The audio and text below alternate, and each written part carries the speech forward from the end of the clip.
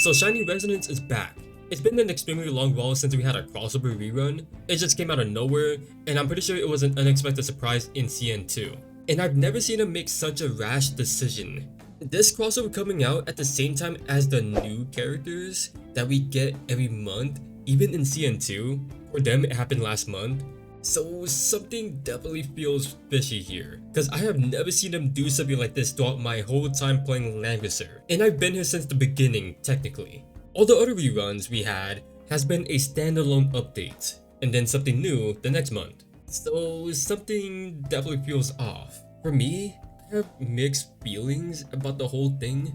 I'm not exactly mad that we got the Shining Resonance as a rerun. In fact, I think it's a great choice. I'm more upset about the content.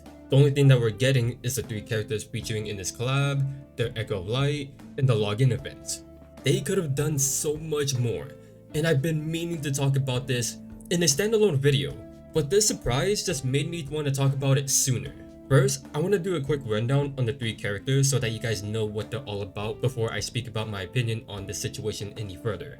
Kirika is going to be a character that you have to summon for, and she's all about having insane skill range that reaches across the map and can hit pretty hard. The only way that she gets these range is by how many mobility that she has left before ending her turn. At 5 stars is where she wants to be at, so that way she doubles her range even faster. She has great skill complementing her usage, such as buffing her damage and being a mixed attacker, so that includes being a single target attacker and an AoE attacker.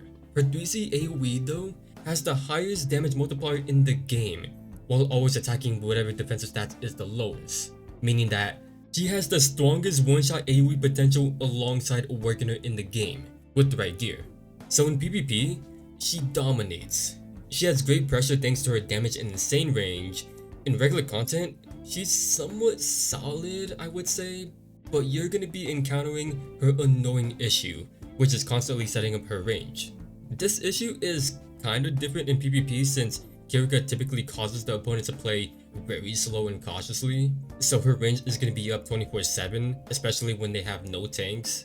Sonia is the other banner character, and she plays a hybrid role of being a tank and a DPS. She gets better doing those roles depending on her distance between her allies, being that if she's close to them, she takes less damage. If she's away from them, then she can hit pretty well. She can also sustain herself since she has a revive, self-healing skill that can dispel her debuffs, and buff herself up with her 3C. This 3C works differently where you're at, where it lowers the enemy's damage in regular content, but in PvP, it causes the enemy to only target her, which can completely shut down enemies like assassins. Not to mention that it has insane range too. Sonia is honestly not bad for anyone to pick up if you need a tank or at least an attacker, as she can function even without her 3C. Only problem is that you need to buff her up, if that's the case. If you already have tanks like Landias, Hilda, and Lightbringer, then I would use them instead since they offer more for the team. If you want to use her as an attacker, then it can work, but there are better ones out there. In PvP, it's the same situation, however you can still see results if the right person is using her. But she doesn't really have anything as crazy though, so she can feel pretty lackluster. Excella is the free character that you get by farming the event. She's an attacker with self-sustained buffs to boost her damage. Not only can she buff her own damage, if lucky, she can receive a buff to boost her crit rate by 100%, along with skill cooldown. Her 3C isn't anything that special here, you can live without it, unless you want to count that it's her strongest attack skill. But yeah, I would honestly prefer Excella over Sonia as your attacker. She has great mobility to complement her role as a strong, consistent damage dealer. Put her in any kind of team and she'll honestly do really fine. Plus, you should be able to get her 5 stars just by farming the event, if not then maybe 4 stars if they do end up changing stuff. Overall, this collab is a skip, since so many characters right now just greatly outperforms them in every capacity. The only exception would be maybe Kirika in PvP. She's quite unique, but I'm kinda hesitating due to her being only good in the bigger maps now, like the lava ones, since she can take advantage of the tough terrain with her range. In any given situations, she would be good at picking off the enemy, but tanks can completely deny that. Plus there are tanky and a bunch of characters who can revive, and if the right people know how Kirika works, they're gonna figure out how to position well so that her 3C doesn't hit as hard, cause its damage does fall off the moment that it hits the first enemy. So it's only strong when it hits one enemy, then when it bypasses through the other ones, it does way less. Using Kirika is possible. Just because she fell off doesn't mean that she's bad or anything, and that goes for so many other characters too. I have high hopes for her, but there are some characters right now who can shrug her off. Sonia's issue is that there are better characters to use, and same thing goes for Excella. In regular content, if you already have some of the better characters that's been releasing lately, then there's honestly no point as they heavily outperform them. New players, I would say it can be worth to pick up Sonia as your tank until you get a better one. Same thing being a damage dealer. Excella might be the one attacker that you'll be using for quite some time, as she has some stuff that helps perform her DPS role. Plus, you can easily get her star level pretty high by farming the events. But the problem that you may encounter quickly is the fact that we already have a lot of insane characters already, so they'll get replaced really quick. There won't be anything of interest until the 6th anniversary, which should be like 3 months from now, and it should most definitely have the wishlist banner that should have the most up-to-date recent characters that a lot of people are using right now. So you can honestly use them, save up until then to summon for the better ones in 3 months, unless we get the wishlist banner early, which could happen. Now, I do want to talk about my personal issue in regards to this rerun. I know a lot of people has been asking for it, even myself. Them choosing Shining Resonance is a great choice, I feel like, but it's all we're getting. It's like I said in the beginning, the Echo Light is coming back, the 3 new characters, and a login event, but that's about it. This is what I was scared to expect, and it's something that I've always wanted to talk about.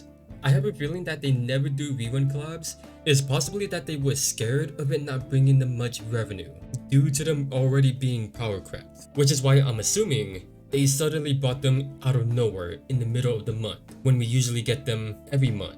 I get what they're coming from, because if they release them when there's already crazier characters that exist, then no one is really gonna care. Plus, they did come from an era where characters actually felt pretty balanced. Well, except for maybe Kirika. Usually with the other reruns, it has always been a standalone update, but this time around, it's just extra content. I wouldn't even say it's them testing the water too, cause if that were the case, then it would have been its own update to see if people really cared about it. So, here's my solution to their problem with rerun crossovers. How about adding something new like casting skills, even though I know that they've been doing that already, but they could honestly announce it when the rerun happens. How about adding exclusive equipments? Like make it strong so that I feel like with this, I may consider grabbing this character, and I could actually consider using them. Or better yet, add more characters, just like how they did with Trails of the Sky and Yu Yu Hakusho.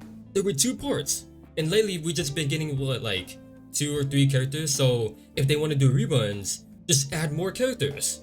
Like a crossover that I've been wanting having a rerun is the Overlord collab. And what they could do to hype it up is add exclusive equipments for the old characters, and then add like, what, 2-3 new characters? Like Momon, Narborough, and Evil Eye. Those are 3 characters from Overlord. I feel like this would be the right way to go about it, and get anyone who has been around those collabs from before, and already have those characters, to get them to care about these reruns.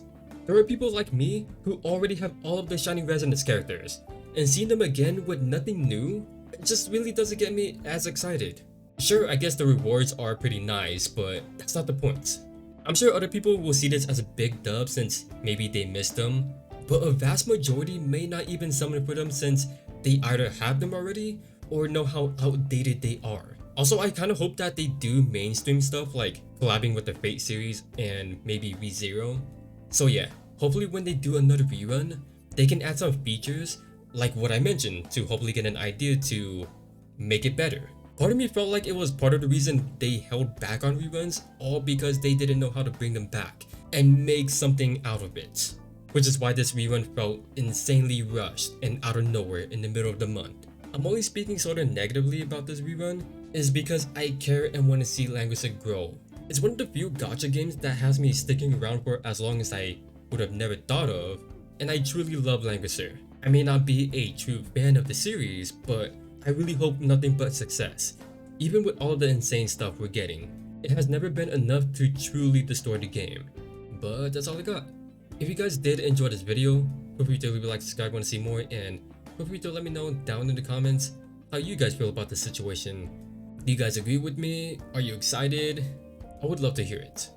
So yeah. Thanks for watching. Your fellow Z.